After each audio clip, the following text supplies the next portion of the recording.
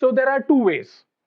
One is to know the component cleanliness, and second is to understand how clean the process fluid is.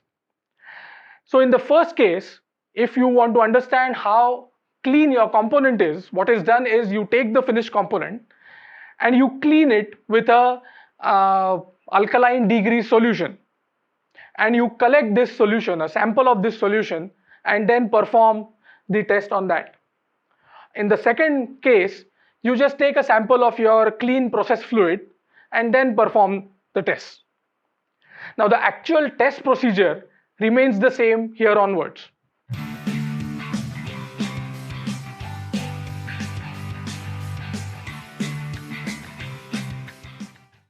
Now let's understand the Millipore test procedure.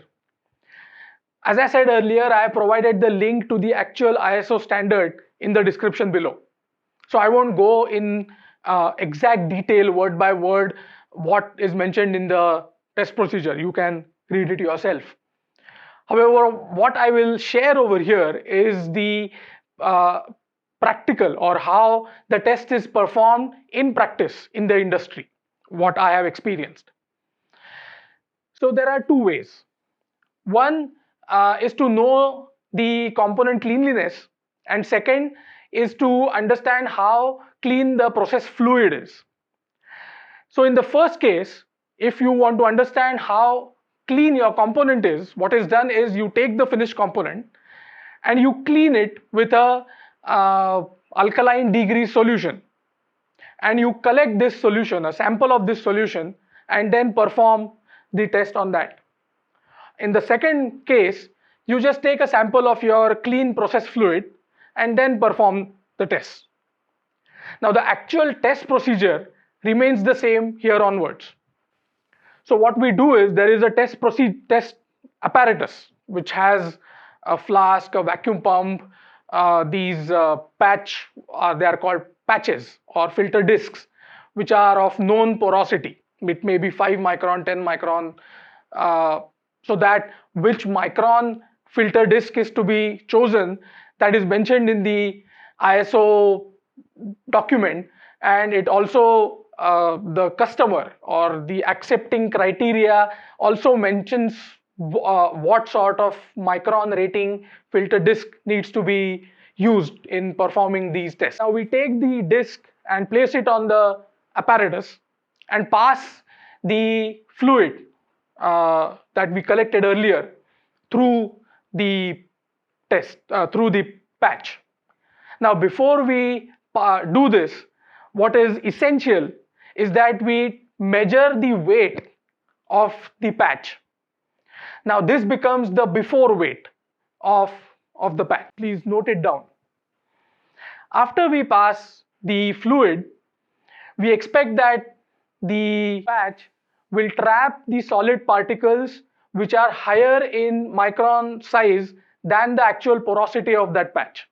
So for example, if you are using a 5 micron patch, it is expected that all the solid particles or non-soluble contaminants higher than 5 microns are trapped on that patch. Now once the entire sample we pass it through the patch, we stop the test. And then we take out the patch and perform weigh the patch again. Now that becomes the after weight. The before and after results, the difference between the two will give us the actual weight of the solids present in the process fluid. Now this becomes the Millipore value. Now that you have understood how the Millipore test is performed, let's try to understand how to interpret the test reports.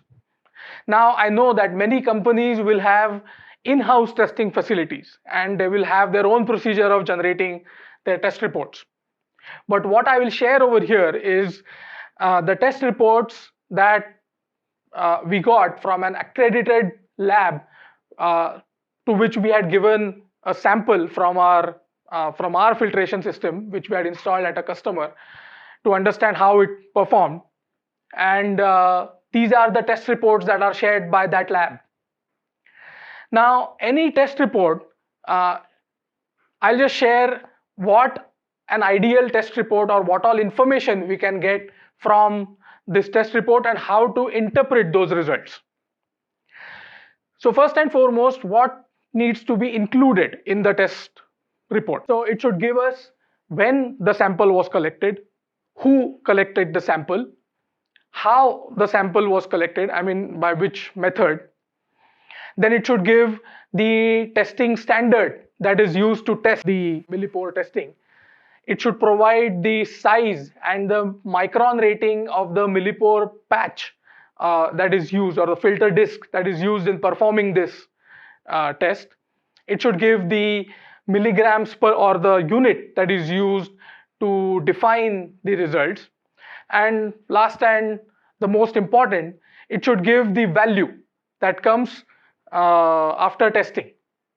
So as you can see in the test report that I've shared over here, I have shared the before and after samples. So what we have done is we had collected coolant that was going inside our filtration system. We had collected the dirty sample that is coming out right from the machine, and the sample which was going inside the machine from our filtration system. So the difference between the two gave the customer, or gave us the understanding whether our filtration system was performing as per the customer expectations.